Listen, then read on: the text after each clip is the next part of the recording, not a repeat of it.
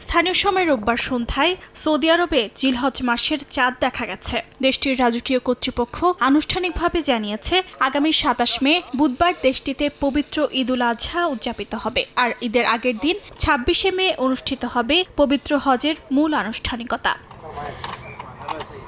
মসজিদুল হারাম ও মসজিদে নববীর খবর প্রকাশকারী নির্ভরযোগ্য প্ল্যাটফর্ম হারামাইন তাদের ভেরিফাইড এক্স অ্যাকাউন্টে চাঁদ দেখার তথ্য নিশ্চিত করে। ধর্মীয় রীতি অনুযায়ী চাঁদ দেখার ভিত্তিতেই সৌদি আরব হজ ও ঈদের দিনক্ষণ নির্ধারণ করে থাকে। সৌদি আরবের পাশাপাশি ওমানও আগামী ২৭ মে পবিত্র ঈদুল আজহা উদযাপনের আনুষ্ঠানিক ঘোষণা দিয়েছে। এর আগে দক্ষিণ পূর্ব এশিয়ার মুসলিম সংখ্যাগরিষ্ঠ দেশ ইন্দোনেশিয়া ও মালয়েশিয়াতেও একই দিনে ঈদুল আজহা উদযাপনের ঘোষণা দেওয়া হয়। এর আগে তিউনিশিয়া প্রথম দেশ হিসেবে আনুষ্ঠানিকভাবে চাঁদ দেখার কথা জানায়। একইভাবে তুরস্ক, সংযুক্ত আরব আমিরাত সোমবার থেকে জিলহজ মাস শুরুর ঘোষণা দেয়। এই চাঁদ দেখার মাধ্যমেই হজ ও পবিত্র ঈদুল আজহা কবে উদযাপন করা হবে তার নির্ধারণ করা হয়। অর্জিতা শেহজিন, সময় সংবাদ।